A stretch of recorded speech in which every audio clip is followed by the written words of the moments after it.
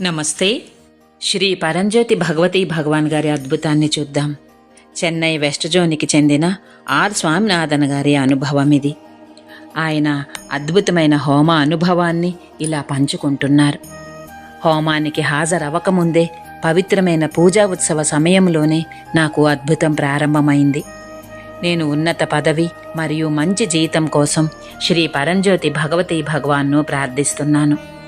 20 సంవత్సరాల అనుభవం ఉన్నప్పటికీ నేను కేవలం 2 రాష్ట్రాలను మాత్రమే చూసుకుంటున్నాను. కానీ 4 రాష్ట్రాలకు అధిపతి కావాలనే ప్రగాఢమైన ఆకాంక్ష నాకు ఉండేది. శ్రీ పరంజ్యోతి భగవతీ భగవాన్ దివ్య కృపతో నా సహోద్యోగులలో ఒకరు నన్ను ఒక కంపెనీకి సిఫార్సు చేశారు.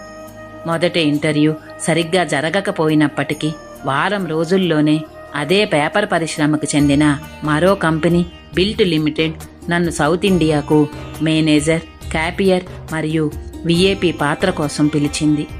ఇంటర్వ్యూ రోజున నా ఆఫీస్ కార్యక్రమం ఊహించని విధంగా రద్దు చేయబడింది. దానివలన నేను హాజరు కాగలిగాను. అద్భుతం అప్పటికే ప్రారంభమైంది. సాధారణంగా ఎంపికైన తర్వాత దరఖాస్తు ఫారాలు నింపుతారు. కానీ నా విషయంలో వారు నన్ను ముందుగానే పూర్తి చెయ్యమని అడిగారు. వేచి ఉన్నప్పుడు నేను నిరంతరం నా అంతర్యామి అయిన శ్రీ పరంజ్యోతి భగవతీ భగవాన్తో మాట్లాడాను. భోజనం తర్వాత చీఫ్ హెచ్ఆర్ మరియు ఎస్ఎన్ఎంతో ఇంటర్వ్యూ స్నేహపూర్వక చర్చగా మారింది. వారి దయతో నేను సౌత్ ఇండియాకు మేనేజర్గా ఎంపికయ్యాను.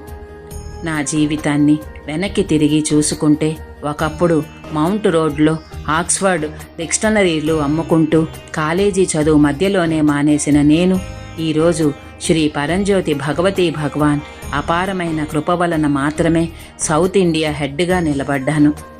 నవరాత్రుల సమయంలో నేను సత్యలోకానికి వెళ్ళలేకపోయినప్పటికీ నేను నేమంలో ఒకరోజు పూజకు హాజరయ్యాను.